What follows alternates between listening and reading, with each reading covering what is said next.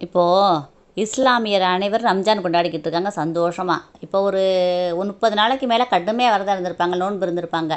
அதாவது காலையில் 6 மணிலேருந்து மாலை 6 மணி வரைக்கும் பச்சை தண்ணி கூட குடிக்கக்கூடாது, உமிழ்நீரை கூட முழுங்கக்கூடாது. அந்த அளவுக்கு கடுமையான நோன்பு இருந்து விரதத்தை முடிச்சுட்டு இன்றைக்கி வந்து நல்ல சந்தோஷமாக கொண்டாடுறாங்க. எல்லோரும் நல்லா இருக்கணும்னு நான் மனதார பிரார்த்தனை பண்ணுறேன் எல்லாருக்குமே. இந்த இஸ்லாமிய மதத்தை பற்றி அவ்வளோவா எனக்கு தெரியாது. இந்த நோன்பு இருக்கிற தத்துவத்தை வந்து என்னோடய கான்செப்டில் நான் என்ன நினைக்கிறேன்னா, இப்போ 30 நாள் கடுமையாக விரதம் இருந்திருக்காங்களே, பசினா என்னென்னு அப்போ தான் அவங்களுக்கு உணர்ந்திருப்பாங்க. சாப்பிடாமல் இருக்கும் பொழுது பசிங்கிற உணர்வு அவங்களுக்கு வந்திருக்கும். ஒவ்வொரு இஸ்லாமியரும் அந்த பசிங்கிற உணர்வு தெரியணும்னு சொல்லிட்டு தான் குரானில் அந்த நோன்புன்னே ஆரம்பிச்சிருப்பாங்க நான் நினைக்கிறேன். ஏன்னா அந்த குரானை படித்ததில்லை, அந்த மதத்தை பற்றி அவ்வளோவா எனக்கு தெரியாது. ஏன்னா என்னோடய புரிதல் அப்படி தான் இருக்கும்னு நான் நினைக்கிறேன்.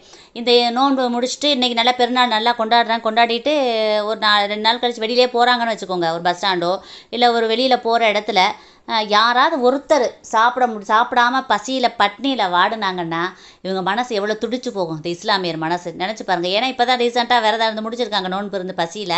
அப்போ தான் பசினா என்னன்னே அவங்களுக்கு தெரியும். அதை உணர்த்துறதுக்காக தான் குரானில் இவங்களை நோன்பு இருக்க சொல்லியிருக்காங்கன்னு என்னோட புரிதல். இப்படி எனக்கு இதை பற்றி அவ்வளோவா தெரியாது. தெரிஞ்சவங்க எனக்கு கமெண்ட் பண்ணுங்கள். எல்லாருக்கும் ரம்ஜான் தின நல்வாழ்த்துக்களை தெரிவித்துக் கொள்கிறேன். அதாவது தனி ஒருவனுக்கு உணவில்லை என்றால் ஜெகத்தினை அழித்திடுவோன்னு சொல்லி பாரதியார் சொல்லியிருக்காரு. அதே மாதிரி தான் இஸ்லாமியர் பின்பற்றுறாங்க. அந்த பசினா என்னன்னு உணர்ந்துட்டாங்க. அதனால் அடுத்தவங்க பசியை நீக்கிறதுக்கு ஆளாக வந்து நிற்பாங்க. நிறைய இடத்துல பார்த்துருக்கேன் இஸ்லாமியர் எவ்வளோ உதவி செய்கிறாங்க தெரியுமா. எல்லாருக்கும் நிறைய இடத்துல உதவி செய்கிறவங்க அவங்களா தான் இருக்க முடியும். அதனால் எல்லோரும் வந்து நல்லா இருக்கணும்னு சொல்லி மனதார வேண்டிக்கிறேன். எனக்கு கமெண்ட் பண்ணுங்கள், இந்த பதிவை ஷேர் பண்ணுங்கள். Thank you friends. வாழ்க வளமுடன்.